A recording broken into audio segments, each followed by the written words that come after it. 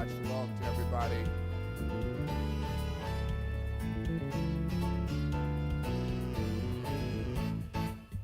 We give praise and we give thanks to all the mighty things that the Most High has done for us throughout this week at this time.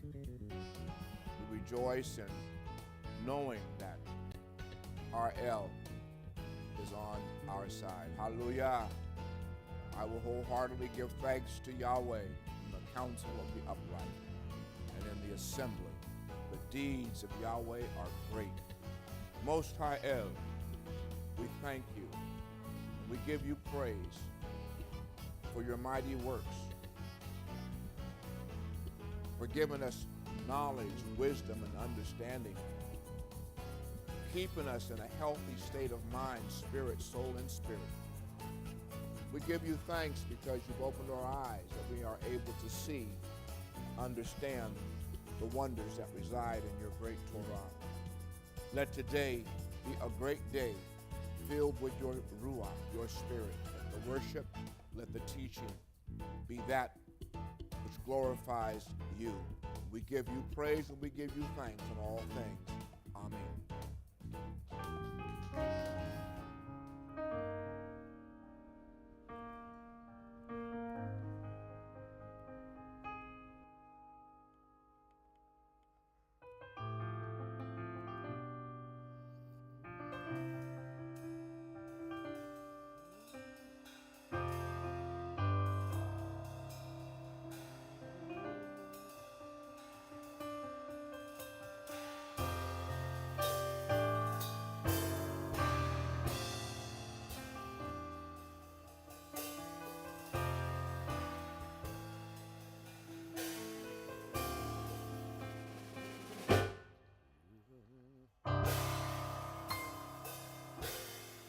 Here I am, I hear you calling my name.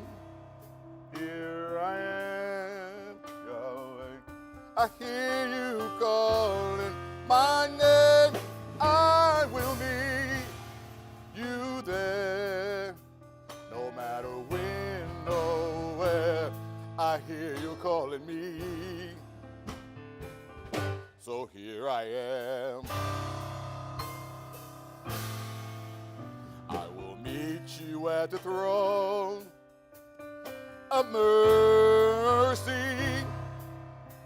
I will meet you at the throne of grace. I will meet you in that special place where I can finally see your face. So here I am. I hear you calling my name. Here I am, Yahweh. I hear you calling my name. I will meet you there, no matter when or where. I hear you calling me. So here I am. Here I am. I hear you calling my name. Here I am, Yahweh. I hear you calling my name. I will meet you there, no matter when or where. I hear you calling me. I hear you calling me. I hear you calling me. So here I am. I will meet you at the throne of mercy. I will meet you at the throne of grace. I will meet you in that special place where I can finally seek your face.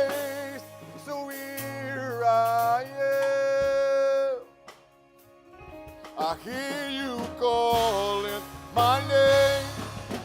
Here I am, Yahweh. I hear you calling my name. I will meet you there. Matter when or where, I hear you calling me. I hear you calling me. I hear you calling me. So here I am.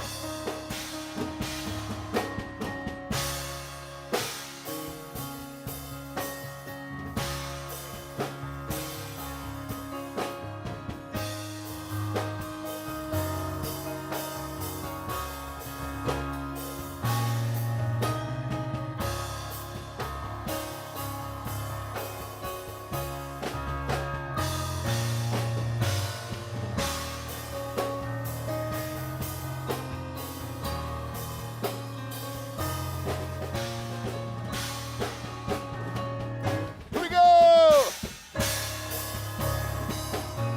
When you call me, I will answer. When you call me, I will answer. When you call me, I will answer. I hear you calling me. I hear you calling me. I hear you calling me.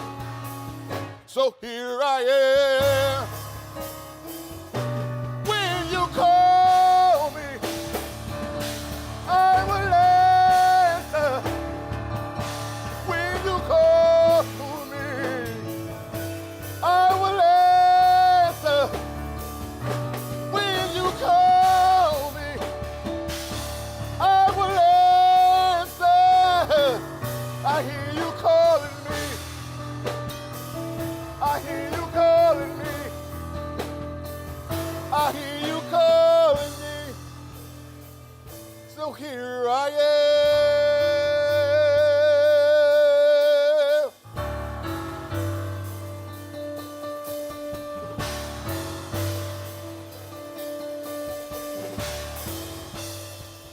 I hear you calling me. I hear you calling me. I hear you calling me.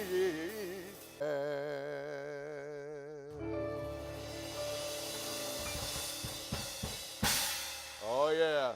How many of y'all hear him calling you? Yes, yes, yes, yes, yes. I want to say Shabbat Shalom to all of you beautiful people who have made it out on this beautiful Shabbat. For this is the day that Yahweh has made. We shall rejoice and be glad in it. For he is our Redeemer. He is our refuge. He is our healer. And for those who are watching by stream, may the peace of Yahweh bring you what? Joy, peace, and happiness.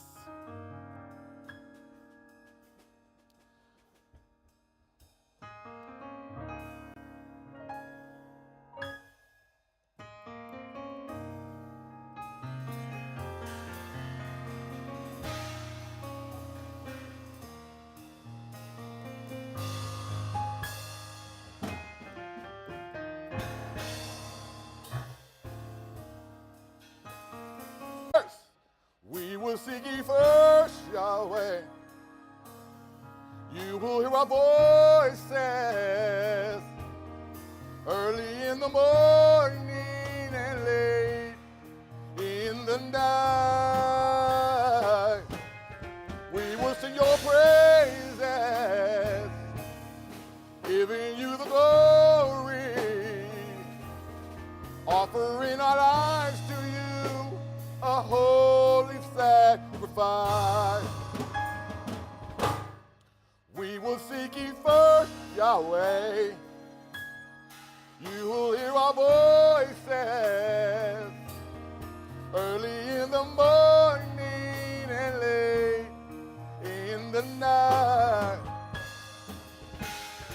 We will sing your praises, giving you the glory, offering our lives to you, a holy sacrifice. May our praise arise as incense, Yahweh, to you. May our worship be a fragrance, Yahweh, to you. We will seek you first, Yahweh. You will hear our voices early in the morning and late in the night. We will sing your praises, giving you the glory, offering our lives to you, a holy sacrifice. Here we go. May our praise arise as the incense, Yahweh, to you. May our worship be a fragrance, Yahweh, to you. May our praise arise as the incense, Yahweh, to you. May our worship be a hey, come on, yeah, come on, Yahweh, to you. We will seek you first, Yahweh. You will hear our voices early in the morning and late in the night. We will sing your praises, giving you the glory, offering our lives to you, a holy sacrifice.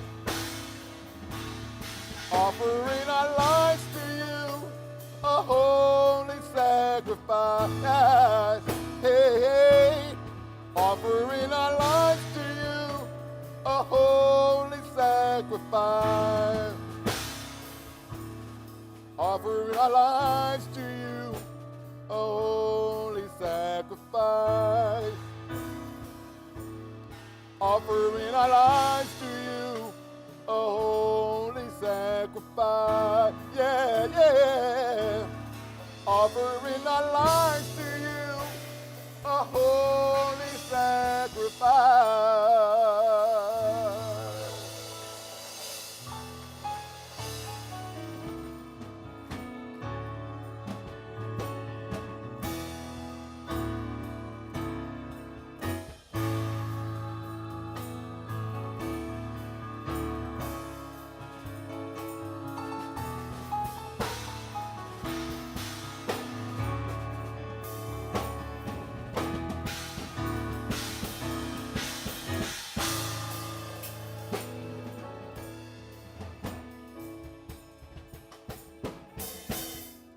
We will seek ye first, Yahweh. You will hear our voices early in the morning and late in the night.